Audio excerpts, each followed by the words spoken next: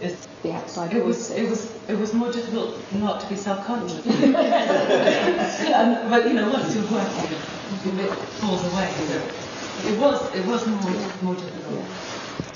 We were talking about earlier in the week about that sense of your audience getting in the way of your kind of flow, as it were. It's sort of easy to forget once you're going. I think there are so many devils and demons and terrible things. Oh, you can't do this, and you'll never get to the end of that. Well, that's rubbish.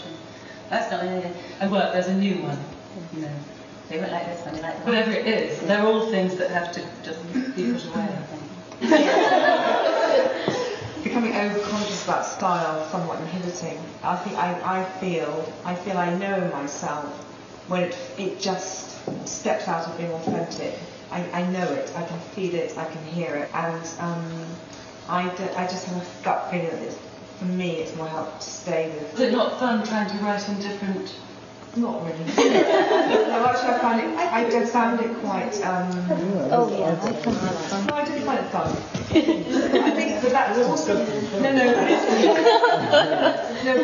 I think it's because it depends.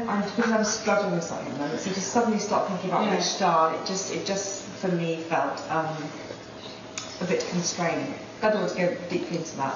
I was asking another question, about, you mentioned you were writing Cafe Nero. I was just interested in the venue choice for your writing. I mean, really about that, about context, where you write about whether there's a need to distance, to create a distance, depending on what you're writing, therefore something like a cafe. Normally I'm really obsessed by being sort of super practical, and I don't need peace and quiet. If I start, I can only write like this. I can only write when it's quiet. And I generally, before, it's because I moved house that I was in the cafe. Normally, in our old house, I just had a little shelf under the window, and I'd shut the shutters, and it was really a clothes cupboard. It was like kind of the room is too good a word for it, but it was great, and I wrote both books there, and I was very happy. And I get distracted by people walking past. I get this sort of real, and I've got very used to that habit. And then we moved house, and we moved in with the builders, and there were just drills and sanders and everything. And I thought, don't be so pathetic, you can work like this, but I actually couldn't, and didn't have. So I would take a fucking dog and go to the Cafe Nero every morning, but my working days are much shorter. I can't wait to have a study again, a space again, but I think it's important to not do all the displacement stuff. Absolutely. You have to be working. If I seem to be working, I am working, and it actually works really well. So I was really, really focused and worried about her being silly was good, because I had work in the time. And normally, when I was much younger, I used to be in cafes. I used to love it. But did they just let her in the cafe? No problem. Did they just let her in the cafe? I've got dogs. No one mind. It's fantastic. Really? I don't take my dogs. And she had water and little friends. And they were nice to you. They let you in. How many puppies? Mine are. One coffee about 9, and I leave that at 2:30. It's not bad. And there's nowhere to plug in, except there's competition for the word to plug in. And I'd be standing in the queue to just anyone sit in my place. So you typed it, you didn't write it. You didn't handwrite it, you typed it. What, for this? Yeah. Or generally? Or generally, yeah. I plan by hand. I do a lot of by hand stuff, and also computer-less character stuff, and diagrams, lots of diagrams. But once I'm actually writing, then I work on the computer, so I can. Because you can take your dog anywhere. But it's not the law, it's just whether people will let you or not. There's no law about it. Cafe Rouge is horrible. In department stores? Yeah. No, they won't let you, they should let you.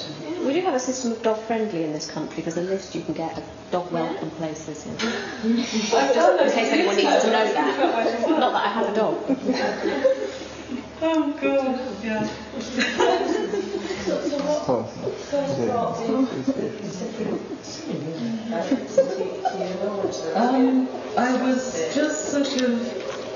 I was obsessed by the military and soldiers, and I didn't know why. You get a kind of an interest. It's around at the moment, and everything that was on TV I was watching. I wasn't thinking of it for fiction. and then just coincidentally came across. I think I was researching where people would have gone on their national service in the 50s. I was thinking about Lewis probably, and I was wondering where he might have gone because I missed him. And I found Cyprus and Google Earthed it, and I just immediately had one of those extraordinary moments where I thought, that's what I have to tell. But Lewis is not the person.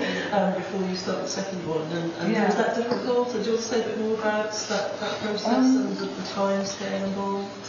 The Outcast, I'm not somebody, I envy those people who have lots of stories to tell. The Outcast I finished, I think summer 2006, and I had nothing, there was sort of a gap, and when I sold it, they always want to buy 2 books.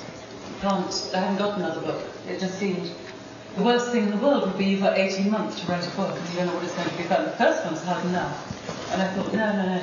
So then I think there was a gap, probably 4 months, 6 months. I started this by the time The Outcast came out, but I think that it's grief when you finish something, isn't it? There's that, it dies. Do you miss Danny? Not for me, I have to say. Do you not? No, the second I finished writing it, I let go and didn't think about it. I don't, it feels done, but I also feel this sort of horrible, pointless, empty thing. But how much of that is to do with the characters in the story, and how much to do with your life? I mean, this is what you've been doing with your life. I think it's probably a bit of both, probably. But with The Outcast, it was a very consuming world to be in, and I was lost